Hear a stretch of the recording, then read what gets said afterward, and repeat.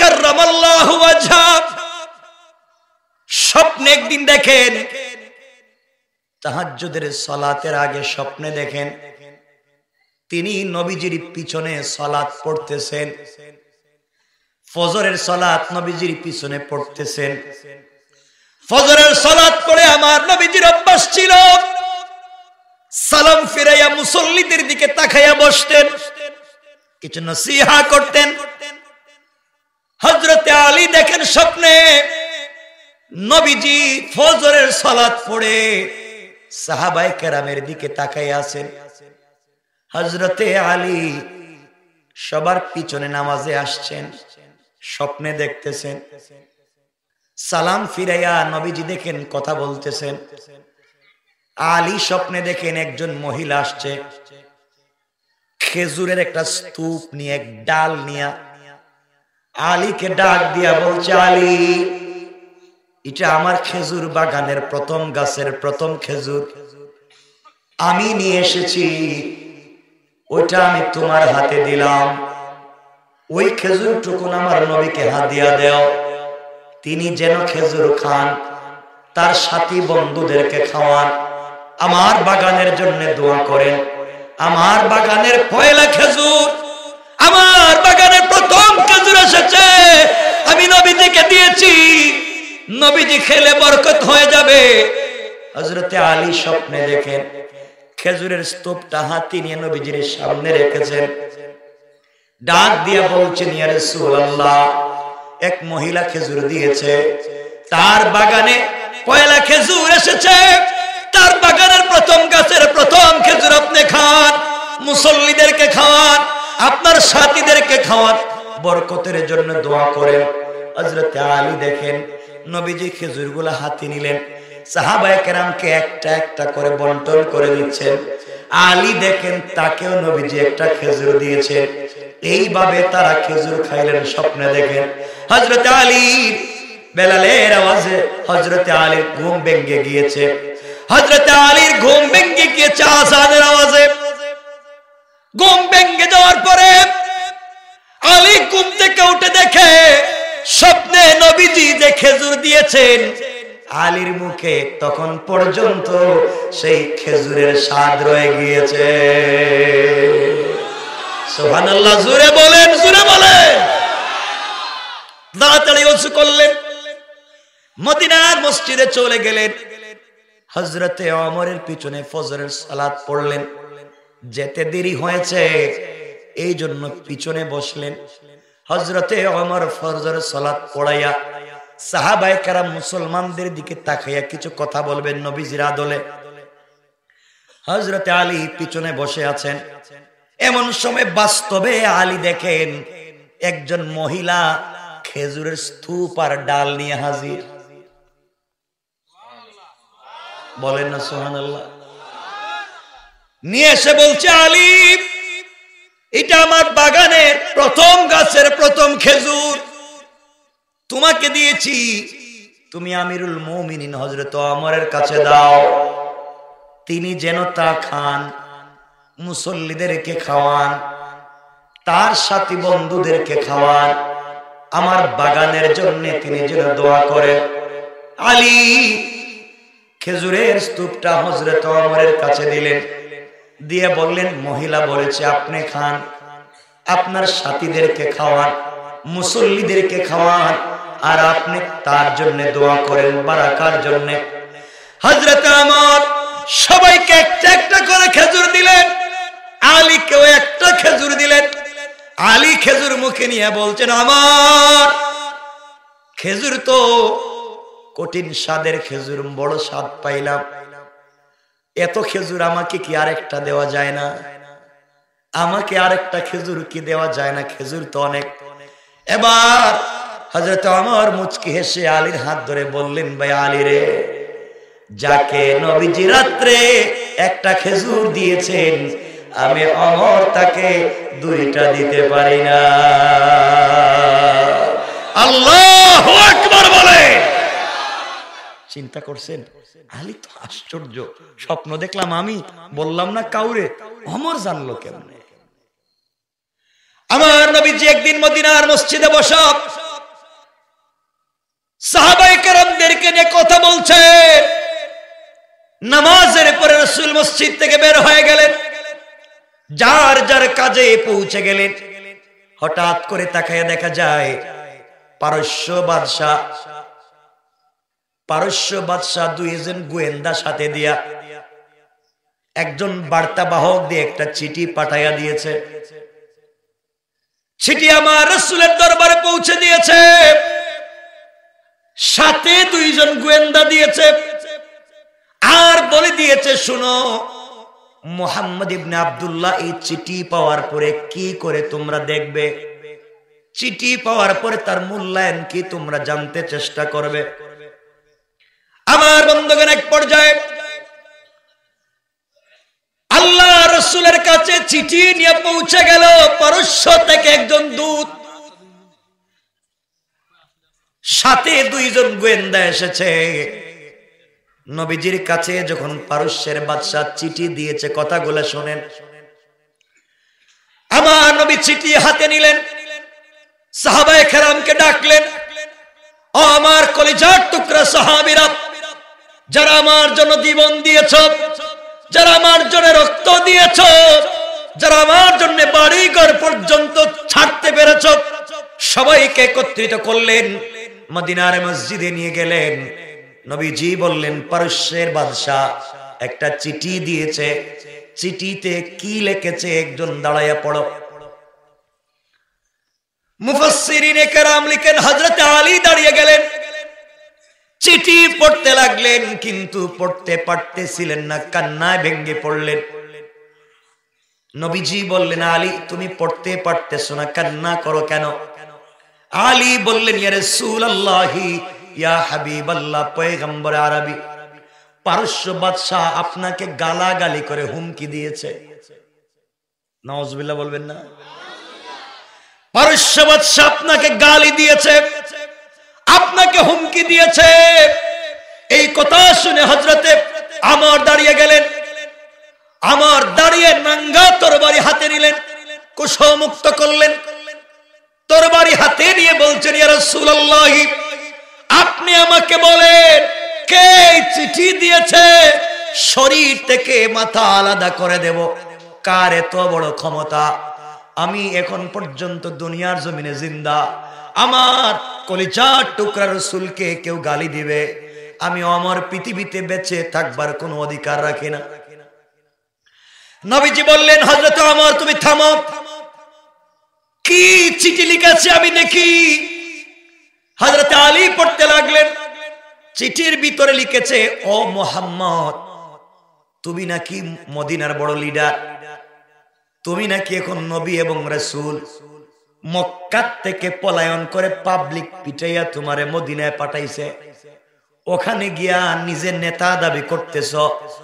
আমি পারস্য বাদশা একদিনে তোমার মদিনা দখল করতে পারি, চিঠি দিয়া দিলাম যে কোনো সময় তোমার মদিনা দখল করব, কারণ তুমিও পাগল, তোমার আল্লাহ পাগল। বলেন নাউজুবিল্লাহ।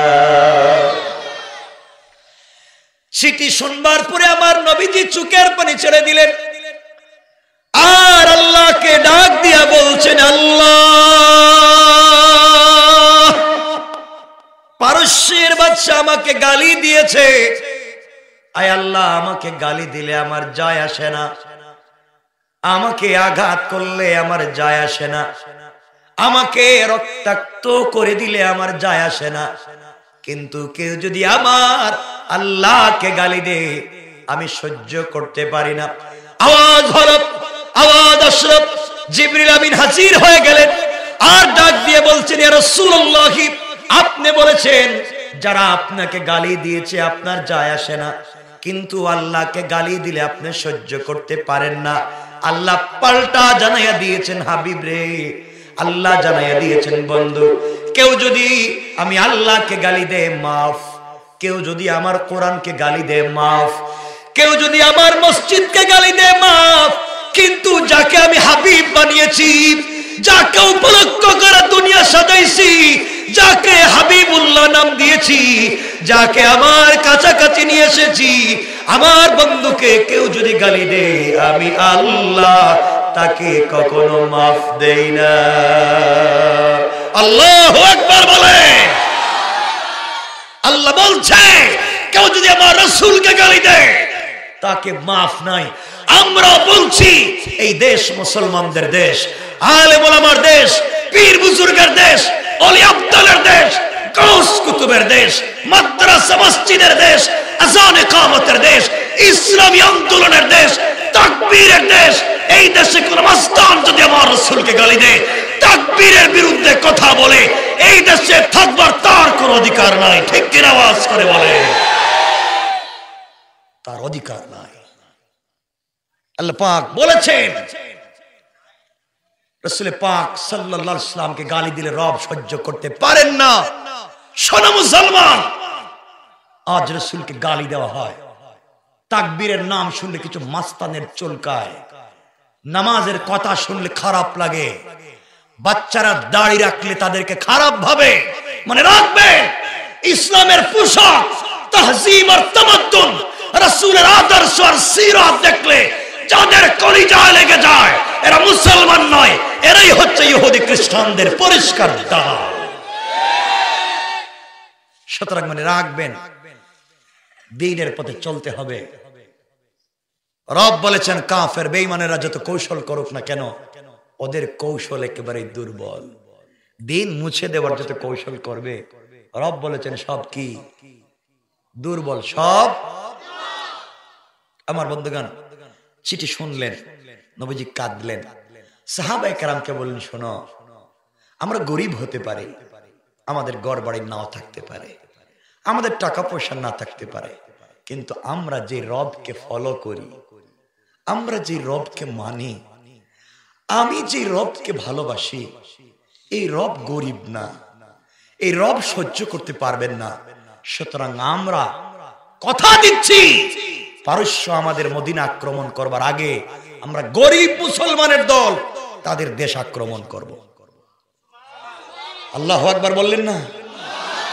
কি চিন্তা, কি চিন্তা!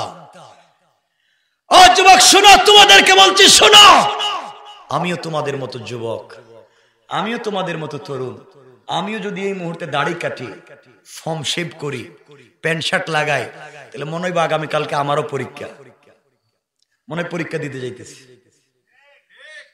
আমি তোমাদেরকে বলতে চাই, শোনো যুবকেরা, দ্বীনের জন্য শক্ত হয়ে যাও, ইসলামের জন্য শক্ত হয়ে যাও, ইসলামকে কলিজায় ধারণ করো।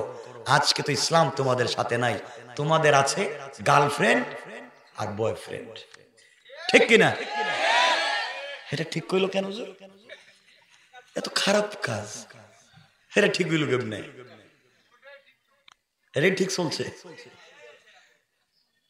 শোনো যুবক, তোমাদেরকে বলছি শোনো, তুমি যার সাথে প্রেম করো, তোমার প্রেমিকা, তোমার গার্লফ্রেন্ড, আরে তুমিও প্রেম করো, তুমিও প্রেমিক, আমিও প্রেমিক, আমিও প্রেম করি, কিন্তু তুমি ভুল জায়গায় প্রেম করেছো, তুমি জানোই না প্রেমের সংজ্ঞা কি।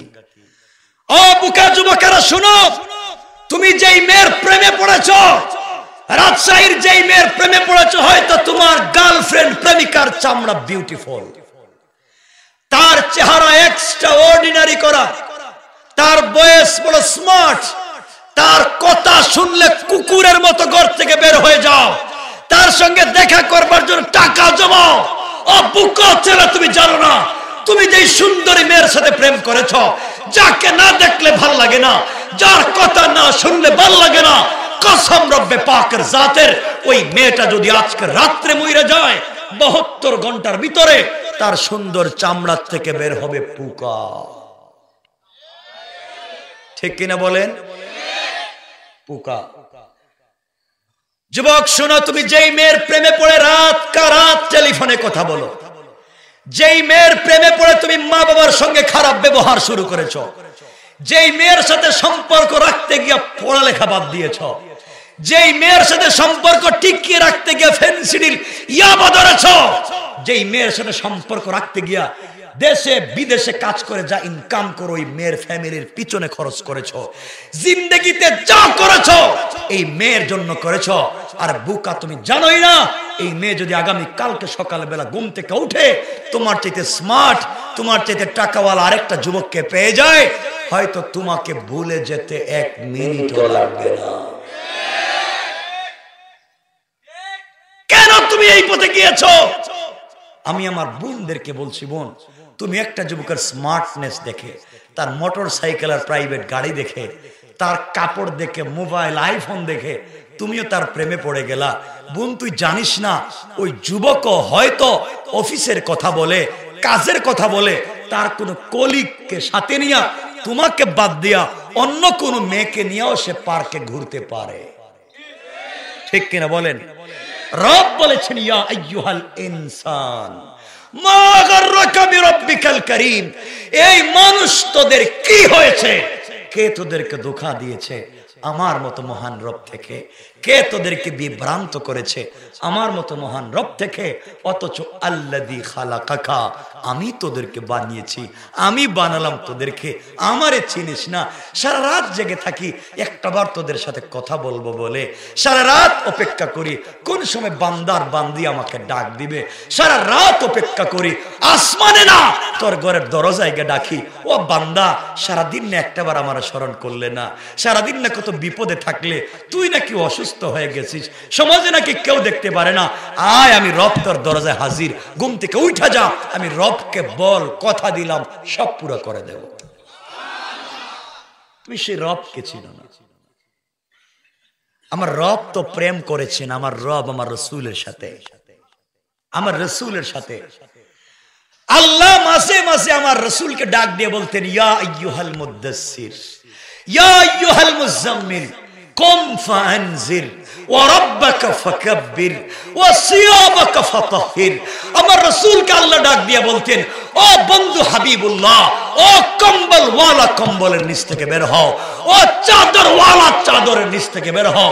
ও বন্ধু হাবিবুল্লাহ, তুমি কম্বলের নিচে খাদিজার সঙ্গে আল্লাহু আরশ ইস্তাওয়া, আমি আরশে আজিমে একা একা ভালো লাগে না।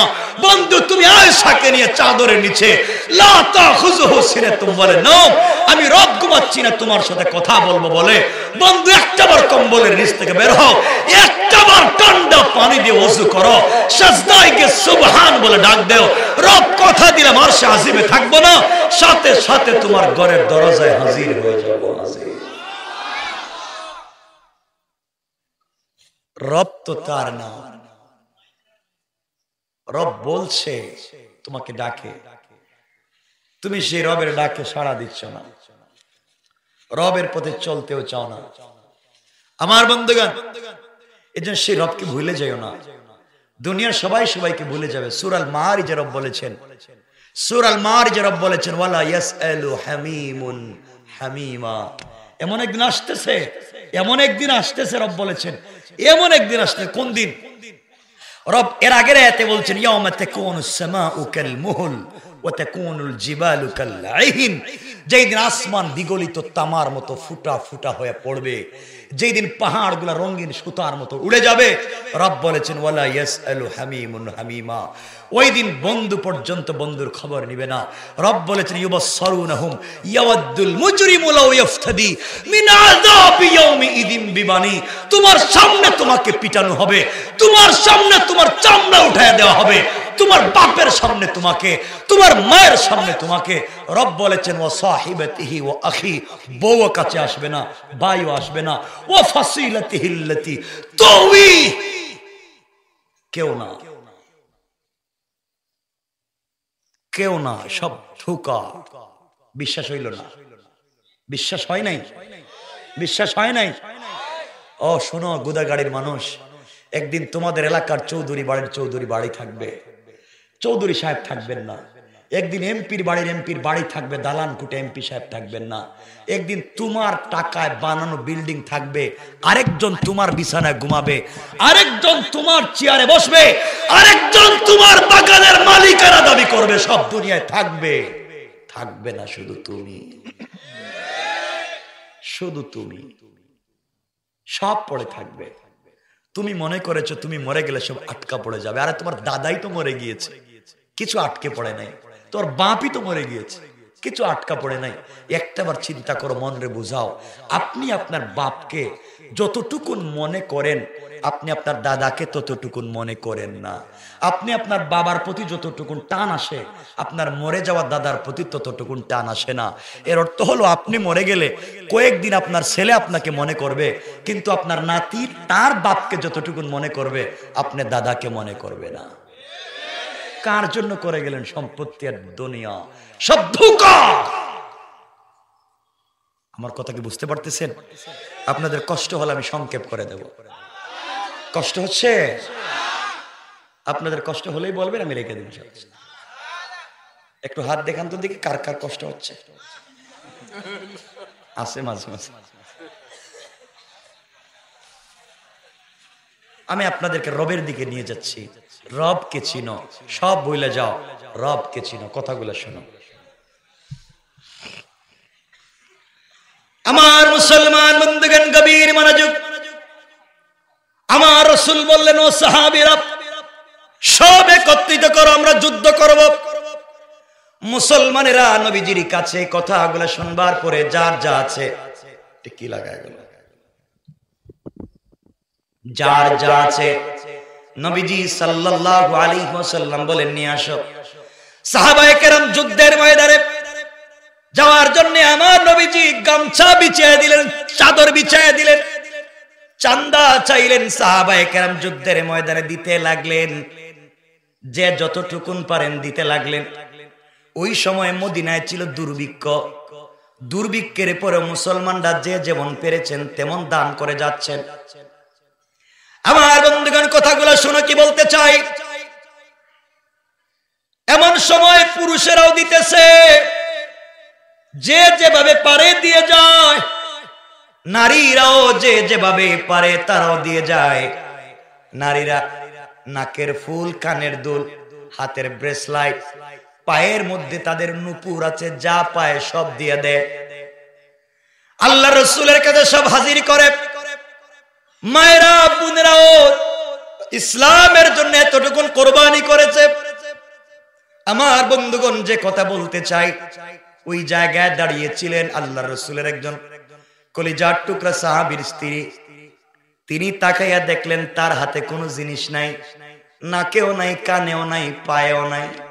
সবাই যার যার মতো করে সহযোগিতা করে যায়, তার কাছে দেওয়ার মতো কিছু নাই, পরনের একটা কাপড় ছাড়া। আল্লাহর বান্দি চোখের পানি ছেড়ে কান্না শুরু করে দিলেন। কত কথা না বাড়িয়ে বাড়ির দিকে যাওয়া শুরু করলেন। দীর্ঘ পথ চলবার পরে তিনি বাড়ি পর্যন্ত পৌঁছে গেলেন। ঘরের ভিতরে তালাশ করতে লাগলেন। ঘরের ভিতরে খুঁজতে খুঁজতে দেখলেন ঘরেও কোনো জিনিস নাই।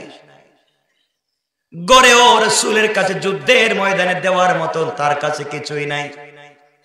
হঠাৎ তার মনে পড়েছে, বিছানার দিকে তাকাইয়া দেখে সদ্যজাত নবজাতক একটা শিশু বাচ্চা বসে আছে।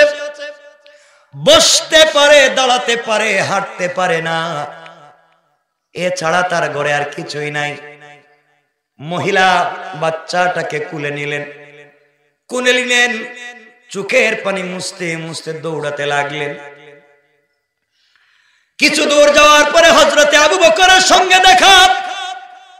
আবু বকর ডাক দিয়ে বলছে, বোন দৌড়াও কই? মহিলা ডাক দিয়ে বলছে, আবু বকর, আমি রাসূলে পাকের দরবারে যেতে চাই। আবু বকর বলছেন, বোন গিয়ে কোনো লাভ নাই, নবীজি তোমাকে কোনো সাহায্য করতে পারবেন না। তিনি তো মুসলমানদের কাছে হাত পেতে যুদ্ধের জন্য চাঁদা চাচ্ছেন। মহিলা ডাক দিয়ে বলেছেন, আবু বকর, আমি রাসূলের কাছে কিছু চাইতে যাই না, এই মুহূর্তে আমি রাসূলের কাছে যাই যুদ্ধের ময়দানে সহযোগিতা করবার জন্য। কোন সুবহানাল্লাহ। কিছু দূর যাওয়ার পরে হযরতে ওমরের সঙ্গে দেখা। আমার বললেন, বোন কোথায় যাও? জবাব দিলেন, রাসূলের কাছে যাই। গিয়ে কোনো লাভ নাই, নবীজি তোমাকে কোনো সহযোগিতা করতে পারবেন না, কারণ নবীজির কাছে দেওয়ার মতো এখন কিছুই নাই। তিনি ডাক দিয়ে বলেন, ওমর রে, নবীজির কাছে কিছু চাওয়ার জন্য আমি যাই না, আমি এই মুহূর্তে নবীজির কাছে যেতে চাই, রাসূলকে যুদ্ধের ময়দানে সহযোগিতা করতে চাই। আস্তে আস্তে করে রাসূলের কাছে পৌঁছে গেলেন, নবীজির কাছাকাছি পৌঁছে গেলেন। নবীজি ডাক দিয়ে বললেন, মা তুমি আমার কাছে কি চাও? মহিলা বলছেন, ইয়া রাসূলুল্লাহ, ইয়া হাবিবাল্লাহ, পয়গম্বরে আরবি, আমি কিছু চাওয়ার জন্য আসি নাই, আপনাকে সহযোগিতা করতে এসেছি। নবীজি বললেন, তুমি কি সহযোগিতা করতে চাও আমাকে বলো। এবার মহিলা ডাক দিয়ে বলতেছেন, ইয়া রাসূলুল্লাহ, ইয়া হাবিবাল্লাহ, পয়গম্বরে আরবি, আমি দেখলাম মুসলমানেরা যে যা পারে তা আপনার হাতে উঠাইয়া দেয়, পারস্যের বিরুদ্ধে আপনি যুদ্ধ করবেন, যে যা পায় সে আপনার কাছে উঠাইয়া দেয়, নারীরা নাকফুল, কানের দুল, ব্রেসলেট যা পায় সব, অলংকার জেওর যা আছে সব আপনাকে দেয়। আমিও তো দিতে মন চায়, আমারও মন চায় যুদ্ধের ময়দানে দান করতে। আমি এত গরিব, আমার ঘরে এক টুকরা রুটি ছাড়ার কিছুই নাই, আমার পরনের কাপড় ছাড়ার কিছুই নাই। নবীজি বললেন, তুমি কেমনে সহযোগিতা করতে চাও? মহিলা বলছেন, পয়গম্বর আরবি, আমি ঘরের ভিতরে গিয়েছি, আপনাকে দেওয়ার মতো কিছুই পেলাম না। আমি আপনার কলিজার টুকরা একজন সাহাবীর স্ত্রী, হঠাৎ তাকাইয়া দেখি আমার বাচ্চাটা বিছানার মধ্যে দাঁড়াইয়া আছে, বসে আছে। আমার মনে পড়ে গিয়েছে আমার স্বামীর কথা। আমার স্বামী কিছুদিন আগে আপনার ডাকে সাড়া দিয়া যুদ্ধের ময়দানে শহীদ হয়েছেন। আমি শহীদের স্ত্রী। ও পয়গম্বরে আরবি, স্বামী যখন যুদ্ধের ময়দানে আপনার ডাকে সাড়া দিয়ে চলে যান, ওই সময় আমি ছিলাম প্রেগনেন্ট, গর্ভবতী, আমার পেটে একটা বাচ্চা ছিল, স্বামীর আমানত। আমার স্বামী আমাকে বলেছিলেন যাওয়ার সময়, স্ত্রী রে, এই পৃথিবীতে চলার পথে আমি তোমার কোনো হক আদায় করতে পারি নাই, আমি রাসূলের ডাকে সাড়া দিয়ে যুদ্ধে চলে যাই, গাজী হয়ে ফিরে আসতে পারি, নাও আসতে পারি, যুদ্ধের ময়দানে শহীদ হয়ে যেতে পারি। তোমার পেটে আমার একটা আমানত আছে, ছেলে হবে কি না মেয়ে হবে আমি জানি না। ওই বাচ্চাটা জন্ম নিলে আমি যে পথে চলে যাই ওই পথে তুলে দিবা। আল্লাহু আকবার। আমি যেই পথে জীবন দিতে যাই, যেই সরকার কায়নাতের জন্য পাগল হয়ে জীবন দিতে যাই, যে আল্লাহর প্রেমে পাগল হয়ে আমি জীবন দিতে যাই, আমার সন্তান জন্ম নিলে তুমি আমার সন্তানকে ওই পথের জন্য তৈরি করবা। পয়গম্বরে আরবি, আমার স্বামী তো ইন্তেকাল করলেন, কিছুদিন পরে আমার একটা বাচ্চা জন্ম নিয়েছে, বাচ্চাটা ছেলে সন্তান হয়েছে। এই যে আমার বাচ্চা, সবাই যখন দান খয়রাত করে আমি ঘরের ভিতরে গেলাম, কোন জিনিস আমি যখন খুঁজে পাই না, আমার স্বামীর কথা মনে পড়ে গিয়েছে। স্বামী বলেছেন, স্ত্রী রে, আমি যে পথে যাই আমার বাচ্চাকে ওই পথে দিয়ে দিও। পয়গম্বরে আরবি, আমার কাছে আমার বাচ্চা ছাড়ার কোনো সম্পত্তি নাই, আমি আমার বাচ্চাকে নিয়ে আপনার দরবারে এসেছি। ও পয়গম্বরে আরবি, টাকা নাই, পয়সা নাই, কিচ্ছু নাই, একটা মাত্র বাচ্চা আছে, কুলের বাচ্চা নিয়ে আপনার দরবারে এসেছি। আমি আর কিছু দেওয়ার মতো আমার কাছে নাই, এই মুহূর্তে যুদ্ধের ফান্ডে আমি আমার কলিজার টুকরা বাচ্চাকে দান করে দিলাম। আল্লাহু আকবার বলেন। নবীজি ডাক দিয়ে বলেন, মা কি বলতে চাও? সাহাবায়ে কেরাম মনে করেছেন মেয়েটা পাগল হয়ে গিয়েছে, কি বলতে চায়। নবীজি বললেন, বলো না, এই বাচ্চা দিয়ে আমি কি করব? এই বাচ্চা যুদ্ধের ময়দানে অস্ত্র ধরতে পারবে না, কাফেরদের মোকাবেলা করতে পারবে না, যারা অসুস্থ হবে তাদেরকে শুশ্রূষা সেবাও করতে পারবে না। বলো তো আমি বাচ্চাটাকে নিয়ে কি করব? মহিলা কাঁদতেছে আর ডাক দিয়া বলছে, ইয়া রাসূলুল্লাহ, ইয়া হাবিবাল্লাহ, পয়গম্বর আরবি, যুদ্ধ যেখানে হবে আপনিও সাধারণ মুসলমানদের সঙ্গে ওই জায়গায় আপনিও তো থাকবেন, আপনিও তো সাধারণ মুসলমানদের সঙ্গে যুদ্ধের ময়দানে থাকবেন। আপনার তো দুশমনের অভাব নাই, আপনি যেদিকে যাবেন কাফেররা আপনাকে লক্ষ্য করে তীর মারবে, নেশা মারবে। ও পয়গম্বর, আপনি আমার বাচ্চাটাকে নিবেন, যেদিক থেকে বেশি বেশি তীরের আঘাত আসবে আপনি আমার বাচ্চাটাকে ঢাল বানাইয়া ধরে ফেলবেন, তীরগুলো এসে আমার বাচ্চার কলিজা ভেদ করবে, আর বাচ্চা চিৎকার দিয়ে শহীদ হয়ে যাবে, আমি শহীদের মা হয়ে যাব, আমার বাচ্চার শাহাদাতের মাধ্যমে আমার রাসূল বেঁচে যাবেন। এর চাইতে পাওয়ার আর ভালোবাসার কোন জিনিস হতে পারে না। আল্লাহু আকবার বলে। কেমন ছিলেন মায়েরা, কেমন ছিলেন মুসলমান মায়েরা। আমার বন্ধুগণ, পারস্যের দুইজন গোয়েন্দা দাঁড়াইয়া দাঁড়াইয়া সব দেখতেছে। আহারে, যারা তাদের নবীকে এত ভালোবাসে, তাদের নবীর জন্য, ইসলামের জন্য কুলের বাচ্চা পর্যন্ত দান করে দেয়, এদের সঙ্গে দুনিয়ার কোন অস্ত্র দিয়ে মোকাবেলা করে পারা যাবে না। এদেরকে অন্ধকার থেকে আলোর পথ দেখিয়েছেন কে? এজন্য আমার আলোচনায় আল্লাহ বলছেন, কিতাবুন আনজালনাহু ইলাইকা লিতুখরিজান নাসা মিনাজ যুলুমাতি ইলান নূর।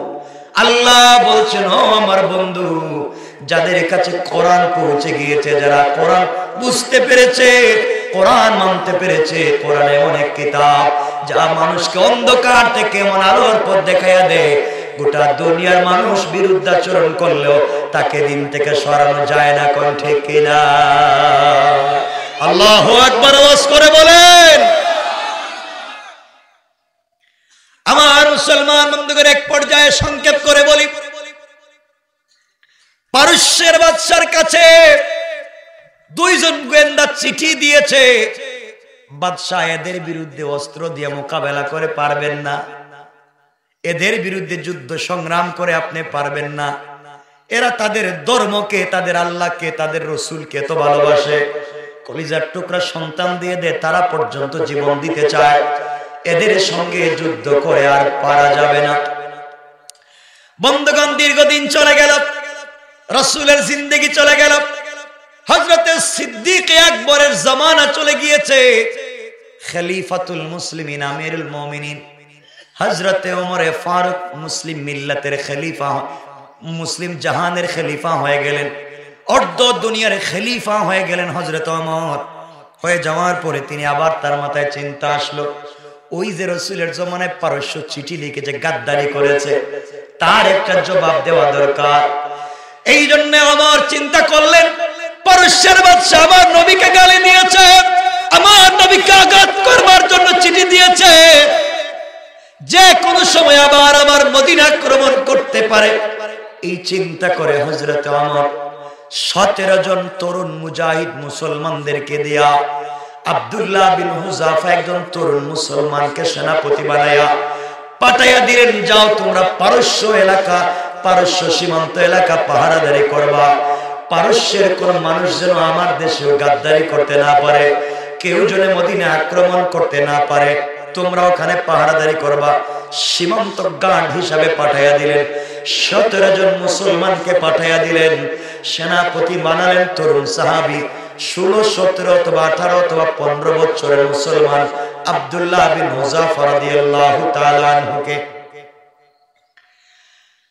এদিকে পারস্য বাদশা ঘোষণা করে দিল, তার দেশে ঘোষণা করে দিল, কোনোভাবে যদি তোমরা মুসলমান একজনকে ধরতে পারো, কোনোভাবে যদি মুহাম্মদের কোন সাহাবীকে ধরতে পারো, তোমরা তাকে মারবে না, আঘাত করবে না, জীবন্ত আমার কাছে নিয়ে আসবে, আমি তাদের ঈমান পরীক্ষা করতে চাইবো, তারা কেমনে দুনিয়ার জন্য, জীবনের জন্য ঈমান বিক্রি করে না, বরং ইমানের জন্য জীবন বিসর্জন দিয়ে দেয়। ঠিক কিনা বলেন?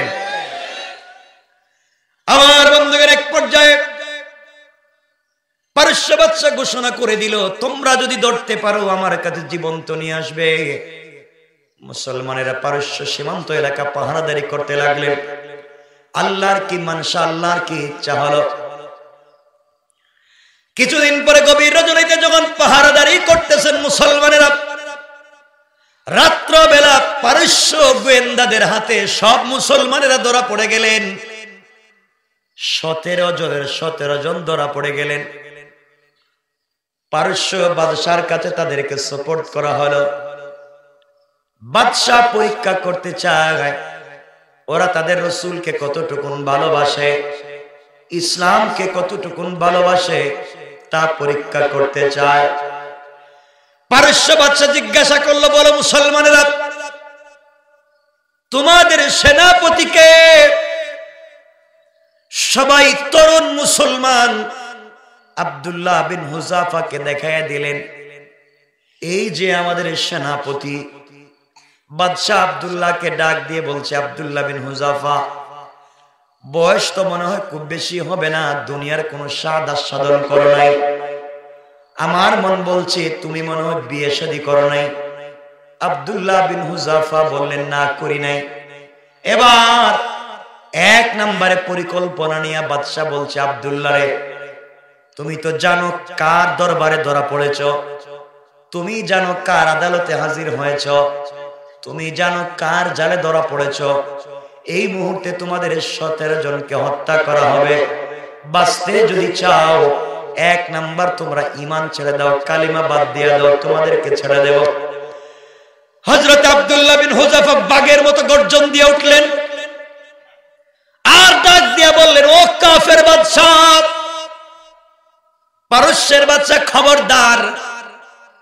তুমি মনে করেছো আমরা তরুণ, তুমি মনে করেছো আমাদের ঈমান বড় দুর্বল। ও বাদশা, তুমি বুঝতে ভুল করেছো। আমরা জীবনের জন্য ঈমান বিক্রি করি না, বরং ঈমানের জন্য জীবন দিয়ে দেই। আমরা ঘোষণা করে দিলাম, মরে যেতে পারি, সবাইকে তুমি মেরে ফেলতে পারো, আমরা একটা সেকেন্ডের জন্য কালিমা ছেড়ে দিতে পারি না। বাদশা 1 নম্বরে ব্যর্থ হয়ে গেল। 2 নম্বরে বলেছে, আব্দুল্লাহ বিন হুযাফা, তোমাদেরকে ছেড়ে দেওয়া হবে। তোমাদের নবী তো দুনিয়ার জমিনে নাই। কয়, হ্যাঁ, আমাদের নবীজি মারা গেছেন। তাহলে তোমরা শুধু মনে মনে আমাকে বলো, তোমাদের নবীকে একটা গালি দাও। নাউজুবিল্লাহ বলেন। তোমাদের নবী তো দুনিয়ার জমিনে নাই, গালি দিলে হবে কি আর না হবে কি? একটা গালি দেও, তোমাদের সবাইকে ছেড়ে দেব। আব্দুল্লাহ বিন হুযাফা বললেন, শোনো কাফের, শোনো, আল্লাহ রাসূলকে গালির কথা বলেছো। আমাদের শরীরে যদি 1 ফোঁটা রক্ত থাকে আর আমাদের যদি হায়াতে জিন্দেগি 1 মিনিটও বেঁচে থাকি, আমরা 1 সেকেন্ড বেঁচে থাকতে আমরা তো গালি দিতে পারি না। যারা আমাদের রাসূলকে গালি দিবে তাদেরকেও দুনিয়ায় রাখতে পারি না। আল্লাহু আকবার। কেমন ঈমান! কাফের সামনে দাঁড়ায়া কি বক্তৃতা করতেছে। অসুবিধা হচ্ছে আপনাদের? আমার বন্ধুগণ, রাত্রে কিন্তু বেশি হয়ে যাচ্ছে মনে হয়, কারণ বেশি রাত্রে হলে তো কষ্ট হবে আপনাদের।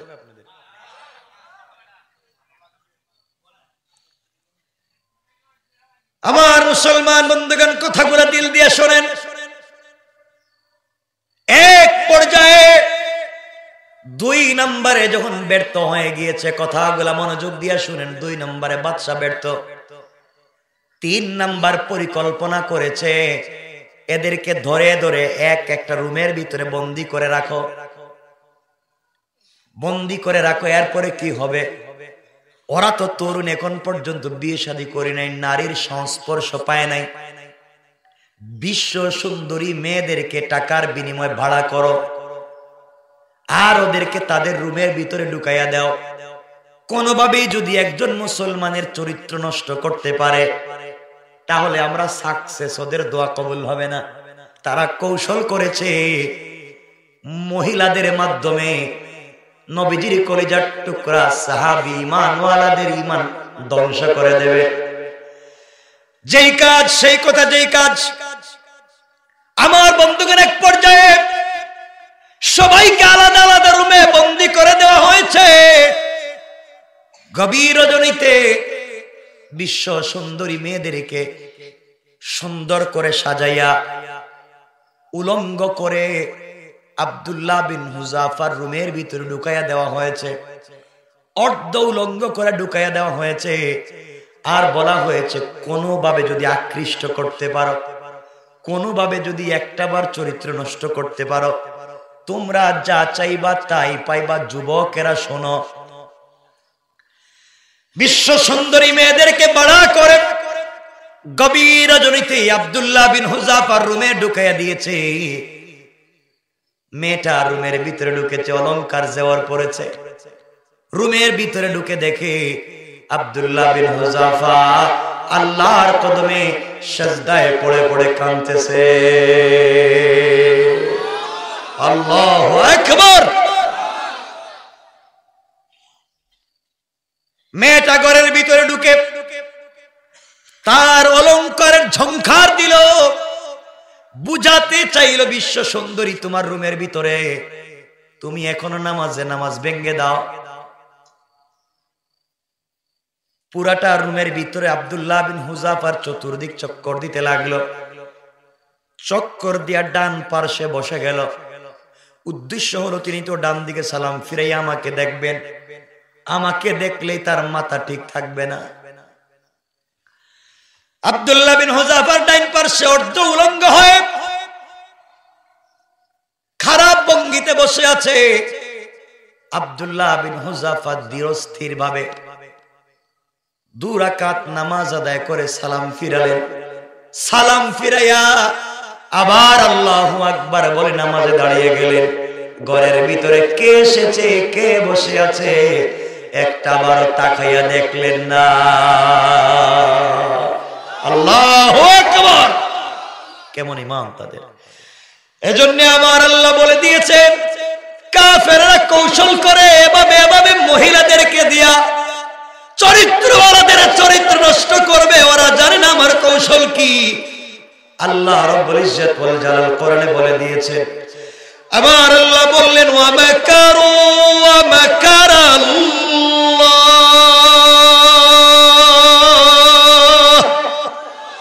ওয়াল্লাহু খায়রুল মাকিরিন। আল্লাহ রাব্বুল ইজ্জত ওয়াল জালাল বললেন, বান্দারে, কাফেররা কৌশল করে দিন মুছে দেওয়ার জন্য। ওরা জানে না ওদের কৌশলের চাইতে আমি আল্লাহর কৌশল আরো বড়। কোন সুবহানাল্লাহ। আল্লাহ রাব্বুল ইজ্জত ওয়াল জালাল বলছেন, মুসলমানেরা, তোমরা কাফেরদের পাতানো ফাঁদে পা দিও না, ওদের কৌশলগুলো দুর্বল।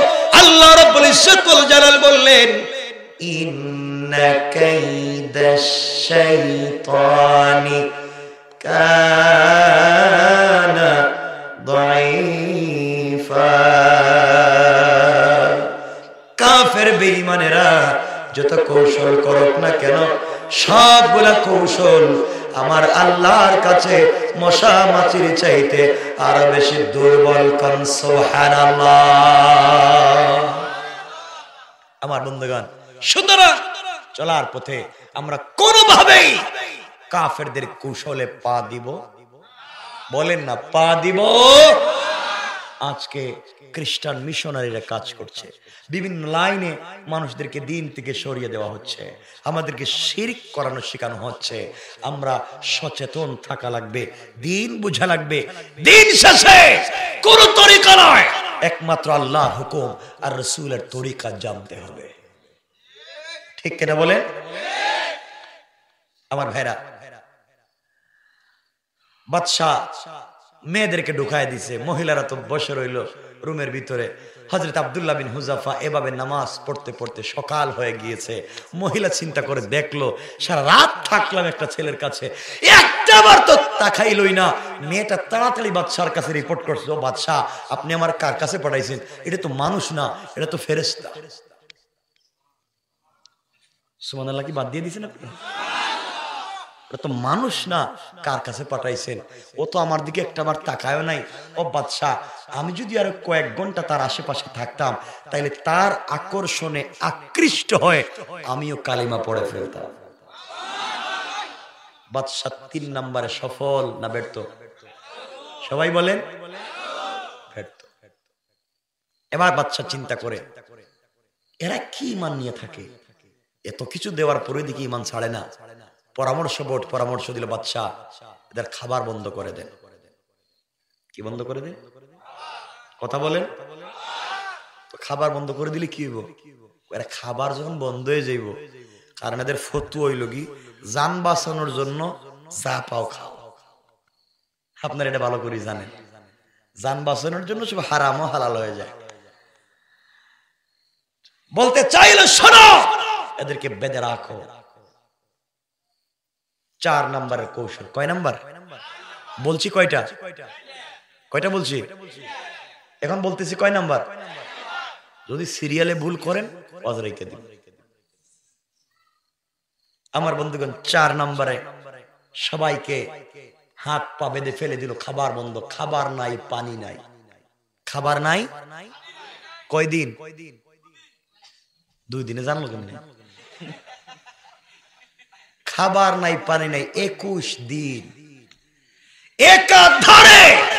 21 দিন খাবার নাই, পানি নাই।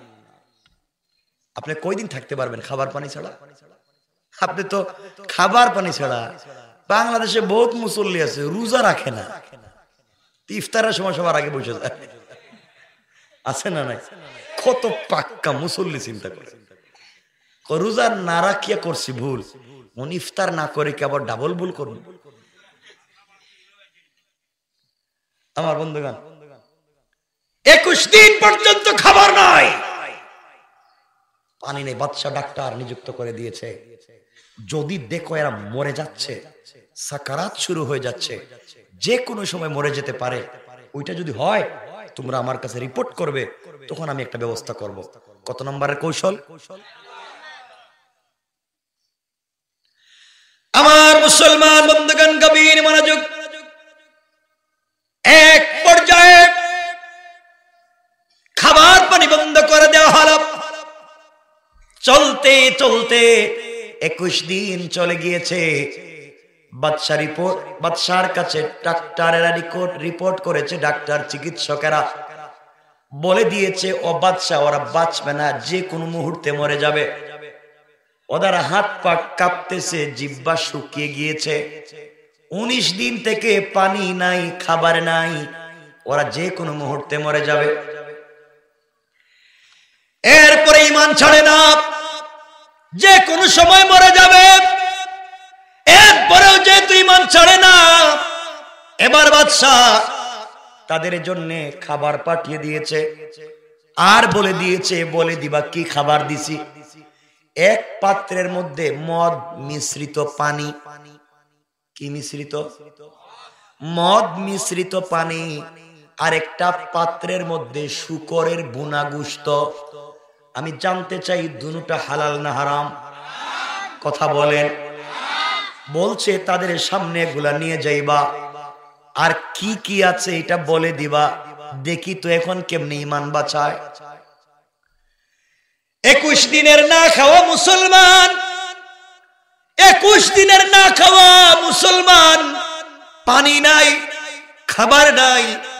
তাদের সামনে যেহেতু খাবার নিয়ে গিয়েছে, শূকরের বোনা গোশত আর মদ মিশ্রিত পানি, আব্দুল্লাহ বিন হুযাফা ঘুমগানির আওয়াজ দিয়া বললেন, বলো। কথা বলতে পারতেছে না, জিহ্বায় আটকা পড়ে যায়। বলো না তোমরা কেন আমাদেরকে তো ভালো খাবার নিয়ে আসছো, এটা কি খাবার? একজন বলছে, আব্দুল্লাহ রে, এক পাত্রে মদ মিশ্রিত পানি, আর এক পাত্রে শূকরের বোনা গোশত। মরে যাবা, খাইতে পারো কিনা দেখো। 21 দিনের না খাওয়া মুসলমান, হাঁটতে পারে না, বসতে পারে না, শুয়ে আছে। যেন বাঘের মতো গর্জন দিয়ে উঠে বলেছে, খবরদার, তোমরা মনে করেছো মৃত্যুর সময় আমাদের ঈমানগুলাকে বিক্রি করে দেব, তোমরা মনে করেছো মৃত্যুর আগে ঈমান হারা হয়ে যাব। না রে না, রাসূল যা হারাম বলেছেন, ইসলাম যা হারাম বলেছে, মরে যাওয়ার আগে ওগুলা খেয়ে মরে যেতে চাই না। এই মুহূর্তে আমাদের চোখের সামনে থেকে হারাম খাবারগুলো সরাইয়া দাও। ইন্তেকালের আগে হারাম খাবার খেতে পারি না, মরে যেতে পারি, হারাম মুখে দিব না। তোমরা যদি না ফেলো, একটা লাথি দিব, খাবার গিয়া তোমাদের বাদশার মুখে পড়বে। এরা চিন্তা করলো, কি রে, মরে যায় দেখি, তাও দেখি ঈমান ছাড়ে না। আর আমরা হইলে, আমরা যদি হইতাম, কি করতাম ওই সময়? জান বাঁচানোর ফতোয়া দিয়া সব পেয়ালা খালি করে ফেলতাম, করে কইতাম আর আসিনি, থাকলে এটাও দেন। মানে জান বাঁচানো ফরজ, এই ফতোয়া দিয়ে সব খায়া ফেলাইতাম। আর মুসলমানেরা ঈমানের পরীক্ষায় কে বলছে, জীবন যদি চলে যায় যা, ঈমানের জন্য জীবন দিতে পারি, জীবন বাঁচানোর জন্য ঈমান বিক্রি করতে পারি। আওয়াজ করে বলেন পারি। বাদশা কয় নম্বরে ব্যর্থ? কয় নম্বর? 4 নম্বরে ব্যর্থ। এবার তো আস্তে আস্তে গরম হইতেছে, কি রে, তার ঈমান কি ঈমান, মরেও না দেখি। 5 নম্বরে চিন্তা করছে কি করা যায়। বাদশা বলছে 5 নম্বরে কাজ হচ্ছে ওদেরকে ফাঁসির দড়িতে ঝুলাইয়া ওদেরকে মারতে হবে। কি দড়িতে? আস্তে কইলেন তো, ফাঁসির দড়িতে ঝুলাও। 17টা দড়ি আনা হলো, মুসলমানদেরকে ঝুলিয়ে মারা হবে। 1 নম্বরে হাত পা বাঁধা হলো হযরতে আব্দুল্লাহ বিন হুযাফা রাদিয়াল্লাহু তাআলা। আব্দুল্লাহ বিন হুযাফার হাত পা বেঁধে ফাঁসির দড়ির কাছে নিয়ে যাওয়া হলো। এই মুহূর্তে তাকে ফাঁসি দেওয়া হবে। এমন সময় আব্দুল্লাহ বাদশার দিকে তাকিয়ে মুচকি মুচকি হাসে। বাদশা বলছে, কত বড় বেয়াদব, মরে যাওয়ার সময় আমার সাথে টিটকারি করে। মরে যাবে, কিছুক্ষণ পরে ফাঁসি দিব, তাও আমার দিকে তাকাইয়া হাসে। জিজ্ঞাসা করে, আব্দুল্লাহ, মরে যাওয়ার সময় মানুষ ভয় পায়, তুমি দেখি হাসো। আব্দুল্লাহ ডাক দিয়ে বলছেন, বাদশাহ, এতদিন ছিলাম জাহান্নামে, আর ফাঁসির মাধ্যমে আমি আমার কলেজার টুকরা রাসূলের সঙ্গে মিলিত হয়ে যাব। আল্লাহু আকবার। যার জন্য জীবন দিতে যাই, যার জন্য মরে যেতে চাই, মরে গেলেই তো তাকে আমি পেয়ে যাব। আমাকে তাড়াতাড়ি ফাঁসি দেও, ইন্তেকাল করলে আমাকে আমার আল্লাহ বলেছেন জান্নাতে সবুজ পাখির মতো উড়ে বেড়াবার সুযোগ করে দেবে। সুবহানাল্লাহ পড়ে মুসলমান কান্না, আমাকে তাড়াতাড়ি ফাঁসি দাও, জান্নাত আমার জন্য অপেক্ষা করছে, আমার রাসূল আমার জন্য অপেক্ষা করছেন, ফাঁসি দিয়া দাও। বাদশা চিন্তা করে, কি রে, হেরে দেখি মরেও মরে না, মরার সময়ও দেখি কয় আরো খুশি, এদেরকে ফাঁসি দেওয়ার দরকার নেই, আরো কঠিন কোন চিন্তা করো।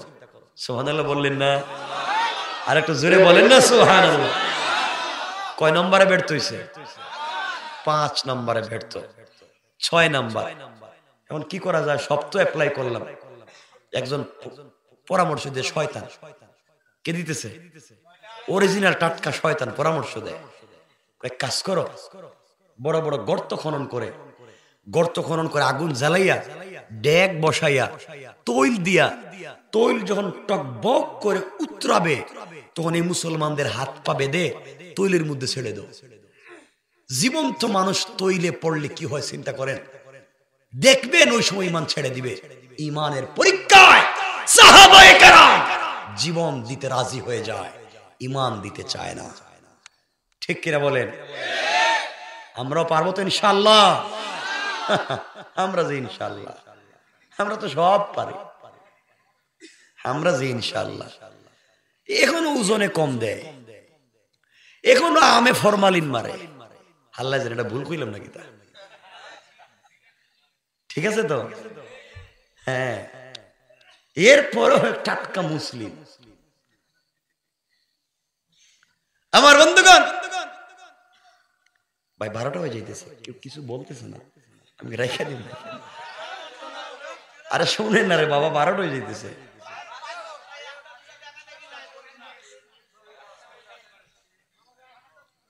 কষ্ট হচ্ছে না? না কয় কত মানুষের কষ্ট হইতেছে। কি ভাই, কি খেয়াল কি তোমার? আর বেশি না, কত? 12টা? আরে আর কি কয় বিষয়, কি সব তো এক বিষয়। আমি তো একটা বিষয়ের উপরে কথা বলছি, আমি কি আলাদা আরেক বিষয়ে কথা বলতে পারি? আবার বন্ধুগণ বুঝো, এবার আব্দুল্লাহ বিন হুযাফা সহ সবাইকে কি করে মারবে? তেলের মধ্যে দিয়া তাদেরকে হত্যা করে ফেলবে, শহীদ করে ফেলবে। বাদশা কই এইবারের পরামর্শ জায়গা মতো গেছে, আগুনে দিয়া এদেরকে জ্বালাইয়া মারতে হইব। আমার বন্ধুগণেরা জানে না, আমাদের মিল্লতের বাপ, আমাদের মিল্লতের বাপ ইব্রাহিম খলিলুল্লাহ, তাকে নমরুদ আগুন দিয়ে জ্বালাইতে চাইছিল, চায় নাই। কথা বলেন না কেন? চায় নাই? পারছে? কথা বলেন, পারছে? পারে নাই। ঈমান এমন হওয়া লাগবে। আর আজকে যদি ঈমানকে এই জায়গায় পৌঁছে দিতে হয়, তাহলে পরিবারের সাপোর্ট লাগবে। নবীজি যে এত বেশি দাওয়াত দিতেন, এত কষ্ট পাইতেন বাহিরে, এর অর্থ হলো নবীজি ঘরে গেলে শান্তি পাইতেন। ঘরে গেলে কেন শান্তি পাইতেন? হ্যাঁ, রাসূলের স্ত্রী ছিলেন আম্মা জান খাদিজাতুল কুবরা, যতদিন ছিলেন নবীজি যত কষ্ট করে বাহির থেকে যাইতেন। জানেন রাসূলের বয়স যখন 21, আপনারা তো শুনেছেন 25 বছর বয়সে রাসূল বিয়ে করেছেন। সহি ইতিহাস হচ্ছে রাসূলের বয়স ছিল 21 আর খাদিজার বয়স ছিল 45। কেউ কেউ বলেছেন রাসূলের বয়স ছিল 25। 21 বছরের একজন তরুণ বিয়ে করেছিলেন 45 বছরের একজন পৌড়া বৃদ্ধা নারীকে। এমন ভালোবেসে বিয়ে হলো। এই নারী যখন রাসূলের বয়স 21, খাদিজার বয়স 45, হযরত রাসূলের বয়স যখন 40, তখন খাদিজার কত? কিছু কয় না। হিসাব করতে কি এতক্ষণ লাগে? আরে ভাব, এরা হিসাবে তো ভালো পারে, এখন দেখতেছি পারে না। কমপক্ষে 65 থেকে 70। কথা বুঝেন নাই? 65 থেকে 70 হযরত খাদিজার বয়স। এই সময় রাসূল বলছেন, আমার খাদিজা, আমি সারা দিনের দাওয়াত দিয়া যখন ঘরে আসতাম, পেটে খাবার নাই, মানুষ আমাকে গালি দিয়েছে, দিলে কত ব্যথা। দরজায় এসে একবার বলেছে খাদিজা, সাথে সাথে 2টা পাট খুলে গিয়েছে। নবীজি বলতেন, খাদিজা তোমার অনেক বয়স হয়েছে, তুমি বৃদ্ধা হয়ে গিয়েছ, তুমি কি ঘুমাও নাই? খাদিজা বলতেন, কলেজার টুকরো স্বামী, আপনাকে বাহিরে রেখে আমি কি ঘুমাইতে পারি? আপনি খাদিজা বলে ডাক দিলে কষ্ট হবে, এই জন্য আমি ঘুমাই না, আমি সারা রাত দরজায় দাঁড়াইয়া থাকি। সুবহানাল্লাহ বলেন না? রাসূল বলতেন, খাদিজা তুমি কি খাওয়া দাওয়া করেছো? এ রাসূলুল্লাহ, ওই যে আপনার সাথে সকালবেলা পানি আর খেজুর খেয়েছিলাম, আপনি কিছু খান নাই, আমি কি এত নিমক হারাম আপনাকে রেখে খেয়ে ফেলবো? আসুন ঘরে যা আছে আপনি আর আমি একসাথে বসে খাবো। পড়েন না সুবহানাল্লাহ। পরিবারটা কেমন ছিল? কেমন ইসলামিক একটা পরিবার ছিল রাসূলের। এই ছিল তাদের আদর্শ। আপনাদের এগুলো নাই। এজন্য মাঝে মাঝে বাসায় গেলে স্ত্রীর কি কয় শুনেন, এজন্য কথাগুলো শুনেন। এজন্য মাঝে মাঝে বাসায় গেলে আপনারা স্ত্রীরে সালাম দিবেন, বউরে সালাম দিয়েন। ওরে আল্লাহ, কিছু কয় না কেন? বুঝিনি, হাসে কেন? সালাম দিবেন? কিচ্ছু কয় না। সালাম দিবেন তো? আজকে রাত্রে দিবেন তো? মুরব্বীর আমার চেহারার দিকে তাকায় আছে, 70 বছর গেছে, একদিন সালাম দিন, আজকে কোন বিপদে পড়বো সালাম দিয়ে? সালাম দিবেন। আম্মা জান আয়েশা বলছেন, আল্লাহে, আল্লাহর কসম, আমি আমার স্বামীকে সারা জিন্দেগি সালাম দেওয়ার চেষ্টা করেছি, কিন্তু নবীজির আগে নবীজিকে সালাম দিতে পারি নাই। এদের কথা কইতেছি, সালাম সুবহানাল্লাহ হয় না, সুবহানাল্লাহ একটু জোরে পড়েন। আজকে বাসায় গিয়েই দরজায় দাঁড়াইয়া বলবেন, বউ আসসালামু আলাইকুম ওয়া রাহমাতুল্লাহ। বউ কই, বৌমা হেরে আবার কোন ভূতে ধরলো আজকে, হঠাৎ দিকে সালাম দিতেছে, সারা জীবনে দেয়নি। এই জন্য আজকের থেকে সালাম শুরু করবেন। ওরে আল্লাহ কিছু কন না, যারা বিয়ে করে না হেরা কয় ইনশাল্লাহ, যারা করছে এরা কিছু কয় না। ইনশাল্লাহ বলেন আমাকে, ইনশাল্লাহ বলেন। বউর সাথে তো দুশ্মনী, কেন দিলে বিয়ে করছিলেন কেন? 1 নাম্বার বউরে সালাম দিবেন। 2 নাম্বার, মাঝে মাঝে স্ত্রীকে নিজের হাতে খাওয়াইয়া দিবেন, নিজের হাত দিয়ে বউরে খাওয়াইয়েন। কিছু কয় না কেন? আরে পরিবার শান্তির কথা বলতেছি, নিজের স্ত্রীকে মাঝে মাঝে খাওয়াইয়েন। রসুল খাওয়ান নাই? বলেন এ কথা শুনেন নাই? রসুল খাওয়ান নাই? খোলেন খোলেন তিরমিজি, শামাইলে তিরমিজি খোলেন, নবীজি কেমনে স্ত্রীদেরকে খাওয়াতেন। খাওয়াবেন তো? আপনারা নিজের বউরে খাওয়াইতে পারবেন, এটা বুঝছি আমি। আপনারা তো নিজের স্ত্রীরে খাওয়াইতে পারেন না, আপনারা তো খাওয়াইতে পারেন পাশের বাড়ির বাবিরে, ঠিক কিনা বলেন? এইটা কয় ঠিক, ওটা নাফরমান হইছে। নিজের স্ত্রীরে খাওয়াইতে পারেন না, নিজের স্ত্রীকে খাওয়াবেন। আম্মা জান আয়েশা সিদ্দিকা রাদিয়াল্লাহু তাআলা বর্ণনা করছেন, নবীজি যখন আসতেন তখন এসে রাসূল পাক সাল্লাল্লাহু আলাইহি ওয়াসাল্লাম বলছেন, আম্মা জান আয়েশা সিদ্দিকা বলেন, রাসূল বলেছেন স্ত্রীদের সাথে কেমন আচরণ করতে হবে। একদিন রাসূল নামাজ পড়ে ঘরে যাচ্ছেন, গিয়ে দেখেন আয়েশা কাপড় পরতেছে। কি পরতেছেন? কাপড়।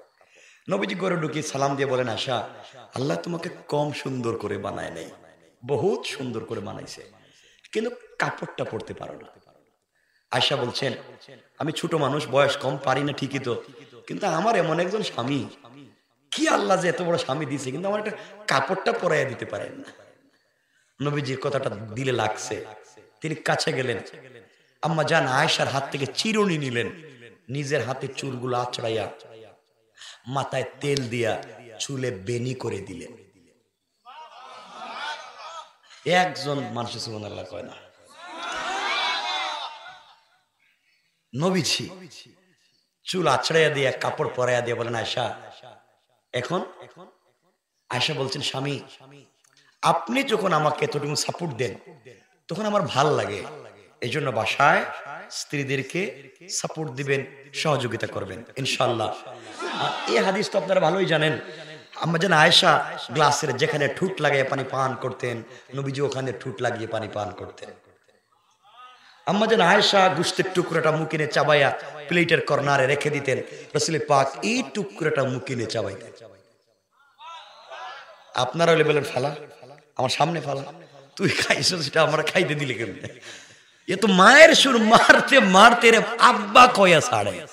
এমন পাবলিক আজকাল, এমন বউরে পিটায়, পিটাইতে পিটাইতে কয় আমার আব্বা কয়, এমন মাইর দেয়। নাউযুবিল্লাহ, নাউযুবিল্লাহ। এগুলা করা যাবে? বলেন না করা যাবে? বাসায় যান আজকে, যদি এই আগে বলতো তাহলে এই বিষয়ের উপর ওয়াজ একটা করে দিতাম, তাহলে বাসায় ঢুকতে পারতেন না। আজকে যা করতেছেন আপনারা মহিলাদের সাথে, নিজের বউকে তো বানাইছেন কাজের বুয়া, সারাদিন কাজ করান, ঘুম থেকে উঠে বাচ্চাকে পরিষ্কার করো, রুম পরিষ্কার করো, পুরা বাড়ি পরিষ্কার করো, সবার জন্য রান্না বান্না করো, টয়লেট মুছো, সবার কাপড় চোপড় ধোয়া দাও, গরু ছাগল থাকলে তাও দেখো, বাচ্চাদেরকে স্কুলে নিয়ে যাও, সবাইকে খাওয়াও। ও বেচারি এগুলা করতে করতে রাত্রে যে না খায় ঘুমায় যায়, স্বামী একটা দিন খবরও নেয় না। কথা বলেন না কেন? কেমন আছে স্ত্রীকে কাজের বুয়া বানিয়ে রাখতে? সব কাজ আপনি করবেন, বাসা রান্না করে খাওয়াইবেন। হাসে কেন? আরে হাদিস তো এটা। এই হাদিস শুনেন নাই? নবীজি বাসায় গিয়ে বলতেন, আয়েশা তুমি গোশত তৈরি করো, আমি রুটি তৈরি করি। শুনেন নাই হাদিসটা? শুনেছেন? মহিলাদের কাছে গিয়ে বলেন না, যদি উল্টা হয়ে যায়। উত্তম আচরণ করুন। আরো 10 মিনিট চালান, প্রশাসনের লোক আসছে, আপনারা মাহফিল শুনতে ভালো লাগছে, 10 মিনিট চালান। হ্যাঁ, না না না 10 মিনিট চালান, শুনতে ভালো লাগছে বলতে চালান। ঠিক আছে তো, কিন্তু 12টা হয়ে গেছে। বলছি আমার বন্ধুগণ শুনেন, কথা কি বুঝতে পারতেছেন? এর জন্য স্ত্রীদের সাথে উত্তম আচরণ করেন, স্ত্রীদের সাথে ভালো আচরণ করেন। আমি দোয়া করি প্রশাসনের বাইশে যারা আসছেন, আল্লাহ যেন সবার হায়াতে বরকত দেয়। শোনা কথা, স্ত্রীদের সাথে ভালো আচরণ করবেন তো ইনশাল্লাহ। ও ভাই বলো না ইনশাল্লাহ বলো।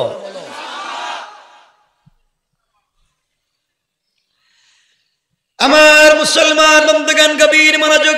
এক পর্যায়ে আব্দুল্লাহ বিন হুযাফা রাদিয়াল্লাহু তাআলা আনহু আর 17 জন মুসলমান সবাইকে একত্রিত করে বাদশা যখন হত্যা করে ফেলবে, আগুন জ্বালিয়ে দিয়েছে। আগুন জ্বালিয়ে দিয়ে ডেক বসাইয়া তৈল গুলাকে উতরাচ্ছে, গরম করতেছে। একজন মুসলমানকে ফেলে হত্যা করবে। এমন সময় 17 জন মুসলমানের মধ্য থেকে সাধারণ একজন সাহাবীকে ধরেছে, একজন সেনা সদস্যকে ধরেছে। হাত পা বাঁধতে শুরু করল। হাত পা বেঁধে আগুনের মধ্যে ফেলে যখন হত্যা করে দিবে, আব্দুল্লাহ বিন হুযাফা চিন্তা করলেন, চোখের সামনে আমার একজন সাথীর হাত পা বেঁধে টকবক করে উতরাচ্ছে, এমন তেলের মধ্যে দিয়ে যদি হত্যা করে, কত লাঞ্ছনার, কত কষ্টের, কত অপমানের। তিনি চিন্তা করলেন সাথীদের জীবন বাঁচানোর জন্য কি হিকমত করা যায়, কি করলে সাথীদের জীবন বাঁচানো যায়। এই চিন্তা করে তিনি কোনো পজিটিভ বাদশাকে কোনো পরামর্শ দিতে চাইবেন। এমন সময় যেই মুসলমানের হাত পা বাঁধা হয়েছে, তিনি ডাক দিয়া বললেন, সেনাপতি আব্দুল্লাহ বিন হুযাফা, আমার জীবন বাঁচানোর জন্য কি পরামর্শ করছো? আমার জীবন বাঁচাবার জন্য তুমি কি চিন্তা করতেছো, কি সন্ধি করতে চাও? ও আব্দুল্লাহ বিন হুযাফা, তুমি জানো না গতকাল রজনীতে আমি কলিজার টুকরা রাসূলে পাককে স্বপ্নে দেখেছি। আল্লাহু আকবার বলেন। আমার নবীজিকে আমি স্বপ্নে দেখেছি। নবীজি আমার কপালে চুম্বন দিয়েছেন, সাথে হযরতে আবু বকর সিদ্দিক ছিলেন। নবীজি বলেছেন, ও আমার কলিজার টুকরা সাহাবী, ঈমানের জন্য যদি জীবন বিসর্জন দিতে হয়, জীবন দিয়ে হলেও তুমি ঈমানকে রক্ষা করবা। তোমার জন্য আমি অপেক্ষা করব, তোমার জন্য আমি অপেক্ষা করব। আব্দুল্লাহ বিন হুযাফা শুনো, ওই দিন স্বপ্নে আমার রাসূল বলেছেন, ও সাহাবী, তোমার সঙ্গে এক দস্তারখানে আগামীকালকে ইফতার করতে চাই। আজ আমি রোজা রেখেছি, রাসূলের স্বপ্ন দেখার পরে রোজা রেখেছি, নিশ্চয় আমি শহীদ হয়ে যাব। আমি রাসূলের সঙ্গে একই দস্তারখানে ইফতার করতে চাই। তোমরা আমার মৌতের ব্যাপারে কোনো সন্ধি করো না। আমি জীবন দিয়ে হলে রাসূলের কাছে পৌঁছে যেতে চাই। ঈমানের বিনিময়ে আমি জীবন ভিক্ষা চাই না, বরং ঈমানের জন্য জীবন দিয়ে দিতে চাই। কেমন মুসলমান ছিলেন তারা! মুসলমান ছিলেন তারা। ও মুসলমান, চিন্তা করো কেমন মুসলমান তারা। এক পর্যায়ে হাত পা বেঁধে আব্দুল্লাহ বিন হুযাফাকে তৈলের কাছে নিয়ে জীবন্ত মানুষকে তেলে ফেলে দেওয়া হলো। টকবক করে উতরাচ্ছে তেল।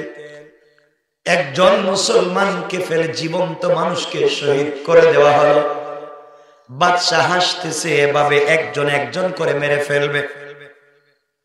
আমার বন্ধুগণ, এমন সময়ে 2 নম্বরে আব্দুল্লাহ বিন হুযাফাকে বাধা হয়েছে, হত্যা করা হবে। আব্দুল্লাহ বিন হুযাফা বলছেন, বাদশা আমাকে যেহেতু আপনি মেরে ফেলবেন, আমি মরে যাব। আমাকে মরে যাওয়ার আগে 2 রাকাত নামাজ পড়তে দেন। সেজদায় গিয়ে শেষবারের মতো আল্লাহর সঙ্গে কিছু কথা বলে নেই। আমার বন্ধুগণ 2 রাকাত নামাজ দাঁড়িয়ে গেলেন। সালাতের মধ্যে শান্তি আর স্বাদ পেতে লাগলেন।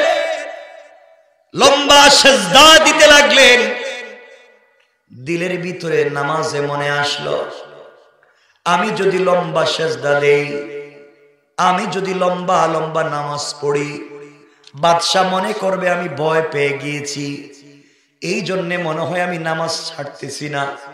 তাড়াতাড়ি নামাজের সালাম ফিরাইয়া হাত উঠিয়া বলছেন, আল্লাহ তোমার দ্বীনের জন্য, তোমার হাবিবের সিরতের জন্য জীবন দিয়া দে। এই দুনিয়ার জমিন থেকে বিদায় নিয়ে চলে যাই। আয় আল্লাহ, আমার জীবনের বদলা হলো ঈমানকে দুনিয়ার জমিনে জিন্দা করে দাও। আমি মরে যাব, হয়তো বাঁচব না। আমার মরে যাওয়ার সংবাদ মদিনায় তুমি পৌঁছায়া দাও। হযরত ওমরের কানে আমার কথাগুলো পৌঁছায়া দাও। ওমরের কানে আমার কথাগুলো পৌঁছায়া দাও, কারণ ওমর তো এই কথাগুলো নিশ্চয় শুনতে পারেন। ওমর একজন সাধারণ কোনো মানুষ না, ওমর সাধারণ কোনো পাবলিক না, ওমর সাধারণ কোনো সাহাবী না। কে রাত্রে কি স্বপ্নে দেখে ওমর তা নিজেই জানতে পারে। আল্লাহু আকবার বলেন, আল্লাহু আকবার। ওমর এমন একজন সাহাবী, কে কি স্বপ্নে দেখে ওমর দিনের বেলা তা বলতে পারে। কথায় কথা চলে আসলে 1 মিনিটে বলে দেই। আমার বন্ধুগণ, হযরত আলী কাররামাল্লাহু ওয়াজহা স্বপ্নে একদিন দেখেন, তাহাজ্জুদের সালাতের আগে স্বপ্নে দেখেন তিনি নবীজির পিছনে সালাত পড়তেছেন। ফজরের সালাত নবীজির পিছনে পড়তেছেন। ফজরের সালাত পড়ে আমার নবীজির অভ্যাস ছিল সালাম ফিরাইয়া মুসল্লিদের দিকে তাকাইয়া বসতেন, কিছু নসিহা করতেন। হযরত আলী দেখেন স্বপ্নে নবীজি ফজরের সালাত পড়ে সাহাবায়ে কেরামের দিকে তাকাইয়া আছেন। হযরত আলী সবার পিছনে নামাজে আসছেন, স্বপ্নে দেখতেছেন। সালাম ফিরাইয়া নবীজি দেখেন কথা বলতেছেন। আলী স্বপ্নে দেখেন একজন মহিলা আসছে, খেজুরের একটা স্তূপ নিয়ে, এক ডাল নিয়ে আলীকে ডাক দিয়া বলছে, আলী এটা আমার খেজুর বাগানের প্রথম গাছের প্রথম খেজুর, আমি নিয়ে এসেছি, ওইটা আমি তোমার হাতে দিলাম। ওই খেজুরটুকু আমার নবীকে হাদিয়া দাও, তিনি যেন খেজুর খান, তার সাথী বন্ধুদেরকে খাওয়ান, আমার বাগানের জন্য দোয়া করেন। আমার বাগানের পয়লা খেজুর, আমার বাগানের প্রথম খেজুর এসেছে, আমি নবীজিকে দিয়েছি, নবীজি খেলে বরকত হয়ে যাবে। হযরত আলী স্বপ্নে দেখেন খেজুরের স্তূপটা হাতে নিয়ে নবীজির সামনে রেখেছেন।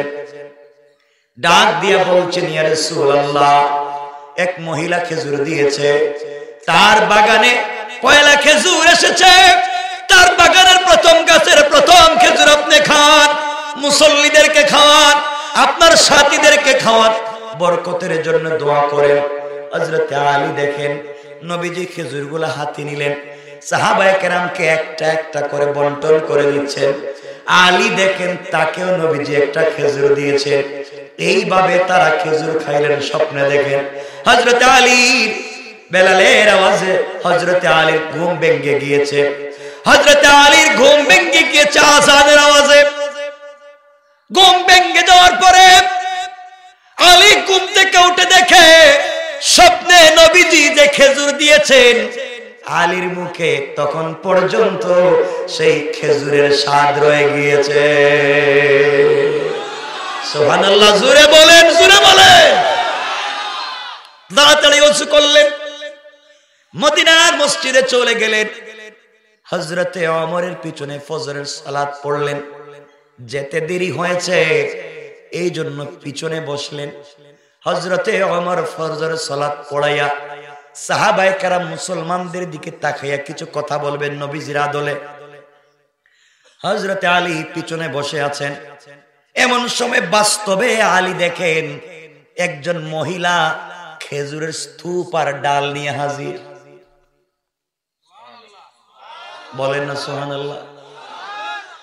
নিয়ে এসে বলছে, আলী এটা আমার বাগানের প্রথম গাছের প্রথম খেজুর, তোমাকে দিয়েছি, তুমি আমিরুল মুমিনিন হযরত ওমরের কাছে দাও, তিনি যেন তা খান, মুসল্লিদেরকে খাওয়ান, তার সাথী বন্ধুদেরকে খাওয়ান, আমার বাগানের জন্য তিনি যেন দোয়া করেন।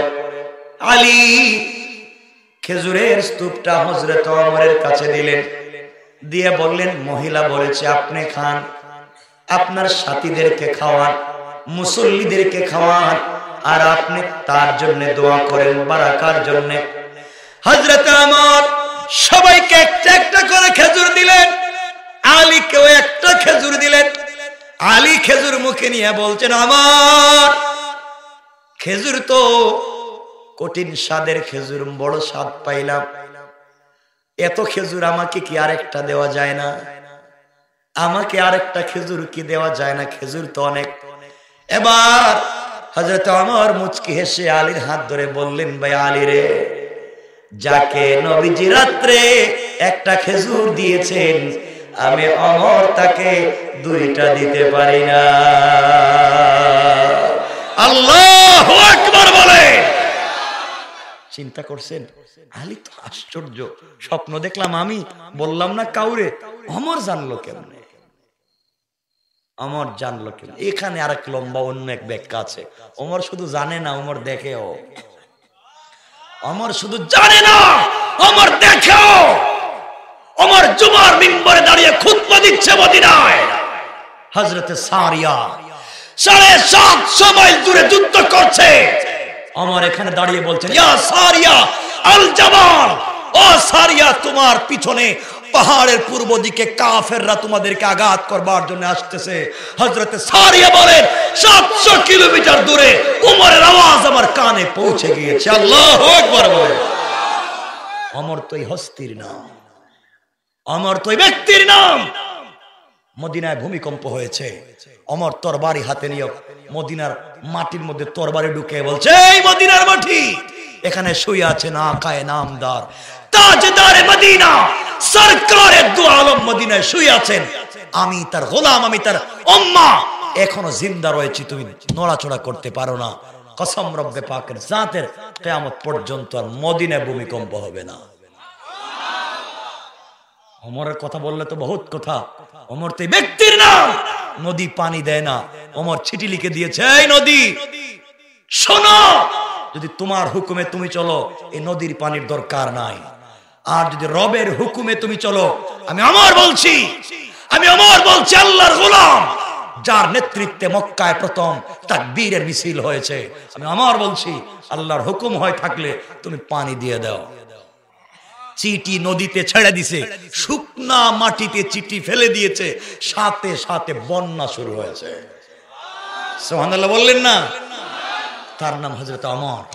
ওমর এই ব্যক্তির নাম, যার কথাকে আল্লাহ রাব্বুল ইজ্জত ওয়াল জালাল কোট করে, যার কথাকে ভিত্তি করে আল্লাহ কোরআনে 18 থেকে 21টা আয়াত নাযিল করেছে। সুবহানাল্লাহ বলেন। ওমরের ফয়সালার ভিত্তিতে এই ওমর রাদিয়াল্লাহু তাআলা আনহুর কাছে হযরতে আব্দুল্লাহ বিন হুযাফা বলছেন, আল্লাহ ওমরের কাছে আমার আওয়াজটা পৌঁছায় দিও। আমার মুসলমান বান্দাগণ নামাজ শেষ করে ফেললেন। এবার হযরতে আব্দুল্লাহ বিন হুযাফার হাত পা বাঁধা হচ্ছে, তাকে এই মুহূর্তে তেলের মধ্যে ফেলে হত্যা করা হবে। এমন সময় আব্দুল্লাহ বিন হুযাফা কাঁদতেছেন, চোখ থেকে পানি পড়তেছে। বাদশাহ বলতেছে, আব্দুল্লাহ রে, বহুত নাটক করছো, বহুত ভাব ধরছো, এখন একজন সাথীর মৃত্যু দেখে তুমিও কাঁদতেছো মৃত্যুর ভয়, 6 নম্বরে এসে তুমি ধরা পড়েছ, এখন কাঁদো কেন আব্দুল্লাহ? যদি তুমি কাঁদো, চোখ থেকে পানি পড়তেছে, কালিমা ছেড়ে দেও না কেন? আমিও ছেড়ে দেব। এবার আব্দুল্লাহ বলেন, বাদশা শোনো, আমি মৃত্যুর ভয়ে কান্না করি না, আমি কান্না করি তুমি আমার বড় ক্ষতি করে ফেলেছো। পারস্য বাদশা বলে, আমি তোমার কি ক্ষতিটা করলাম, কেন তুমি কান্না করো? আব্দুল্লাহ বলছেন, ও বাদশাহ, বহুত বড় অপরাধ করেছো, অন্যায় করেছো আমার সঙ্গে, মেরে ফেলো, আপত্তি নাই, কিন্তু অন্যায়টা এমন করলে কেন? এবার বাদশা জানতে চায়, আমি তোমার সাথে কি করলাম? আব্দুল্লাহ বিন হুযাফা বললেন, বাদশা রে, তুমি আমার আগে যাকে তৈলের মধ্যে ফেলে শহীদ করেছো, সে আর আমি ছিলাম বাল্য বন্ধু, ছোটবেলা থেকে আমরা একসাথে বন্ধুত্ব করে বড় হয়েছি।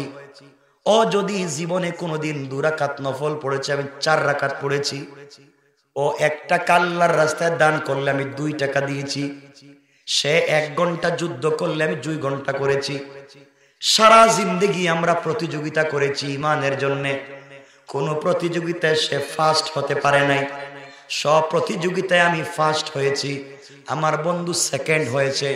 পৃথিবীর সকল প্রতিযোগিতায় আমি ফার্স্ট, সকল প্রতিযোগিতায় সে সেকেন্ড, কিন্তু ইন্তেকাল করে জান্নাতে যাওয়ার প্রতিযোগিতায় সে আমার আগে জান্নাতে চলে গিয়েছে। তাকে আমার আগে হত্যা করে আমার আগে আমার বন্ধুকে জান্নাতে পাঠিয়ে দিয়েছো। আমি আজকে শেষ আমলে সেকেন্ড হয়ে গেলাম, আমি পারলাম না আজকে শেষ আমলটা বন্ধুর সঙ্গে প্রতিযোগিতা করে ফার্স্ট হতে।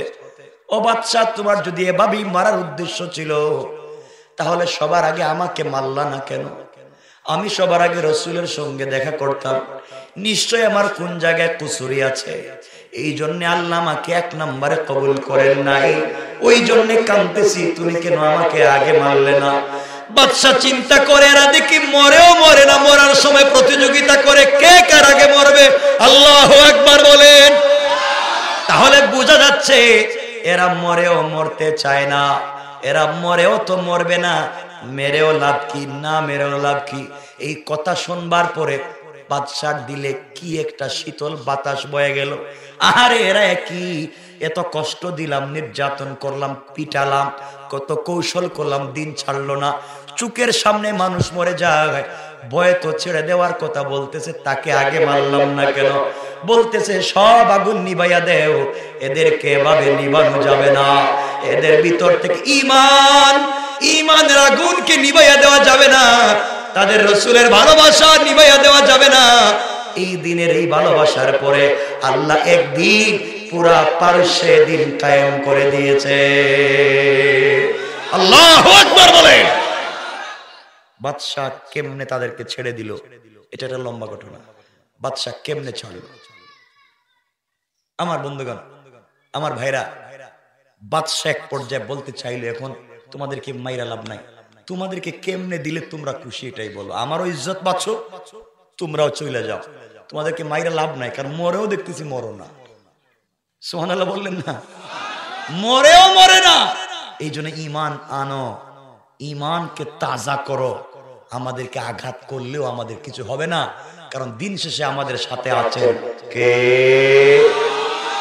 এই জন্য আল্লাহ বলেছেন আমার তিলাওয়াতকৃত আলোচ্য আয়াতে, কিতাবুন আনজালনাহু ইলাইকা লিতুখরিজান নাসা মিনাজ যুলুমাতি ইয়াহতি ইলান নূর।